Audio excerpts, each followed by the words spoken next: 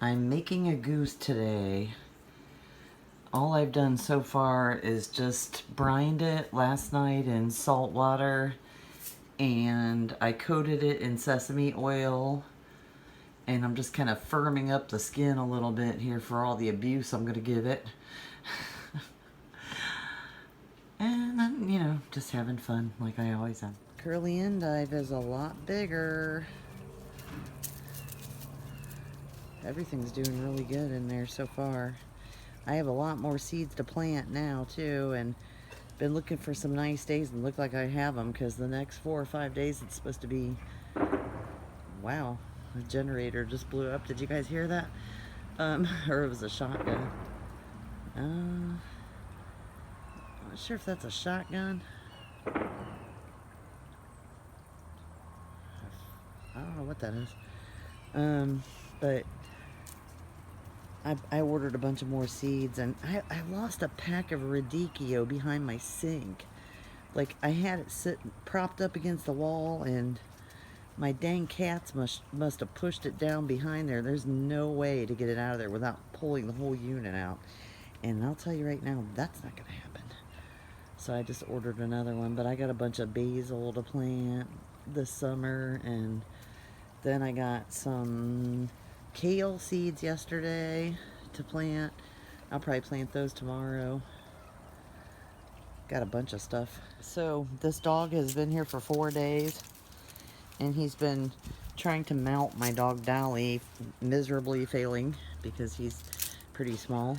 But anyways, I've been going around the neighborhood like trying to figure out who he belongs to, with no success. But he's really young, and he's very good mannered. He knows how to sit and speak, and he listens when you tell him no, and he's very clean. He doesn't seem to have anything wrong with him, but he doesn't seem to want to leave. And for the past 4 days, I spent trying to reinforce my fence, and he kept climbing over, and I finally made it so he couldn't do that. And then last night he tunneled under my fence. And at that point I declared him the winner, and still trying to figure out who he belongs to. And he's got very distinct markings. See the white mark on the back of his head?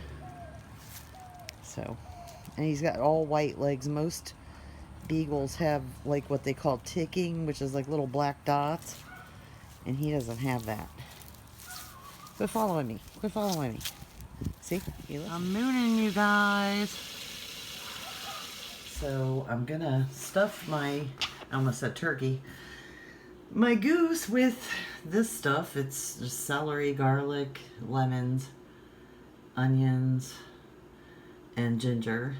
And I made an herb butter, and I'm gonna add some olive oil to that. So it's going to be both, but I already have sesame oil on it. The idea is just to keep as much moisture in the goose as possible. But tell you what, that thing was sizzling in there. I went outside to look at things and came back in, and I was like, what is that? And it was just the oil sizzling on it. So I turned it off because I'm going to take it out of there and stuff it and coat it with that herb butter, and then cover it, and then I'm going to bake it. And eventually I'll take it out of there and baste it probably a couple times. That's how I did my turkey on Thanksgiving, and oh my gosh, that was the best turkey I ever had, and I never did it like that before. And wow, all the grandmas out there basting them turkeys, they had it right. That turned out great.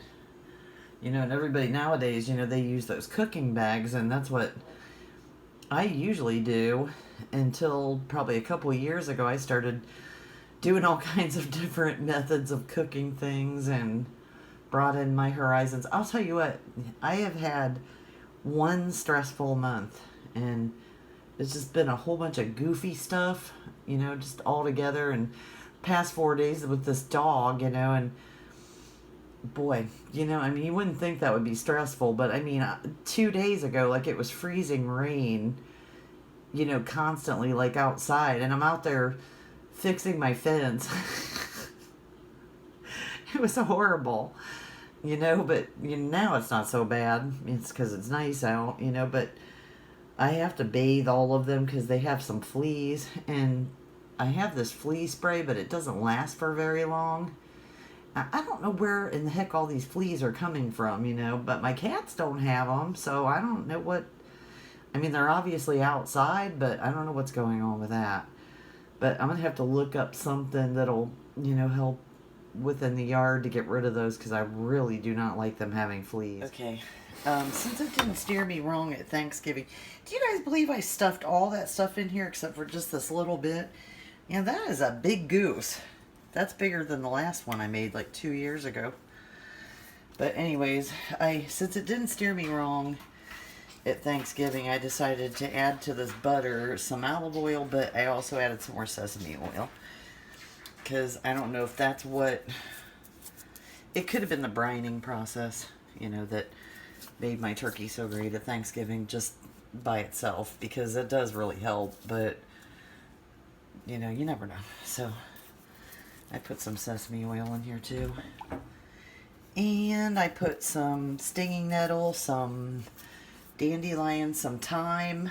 I put a teeny bit of garlic powder because, man, I'll tell you what, I really hate when people put too much garlic powder on poultry because you can't taste nothing else. And I mean, so I put the tiniest bit and some black pepper, and that's it, I think. Yeah, but I want to pop him back in the oven. I got to turn my oven back on. I turned it off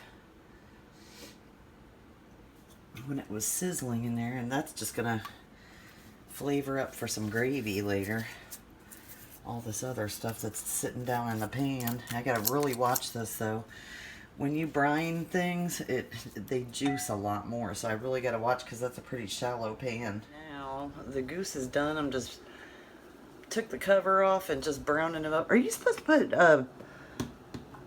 paprika on mashed potatoes? I know you're supposed to put it on potato salad, but I don't think it matters. But it sure is pretty. But I made me a little bit of stuffing because it's just me here.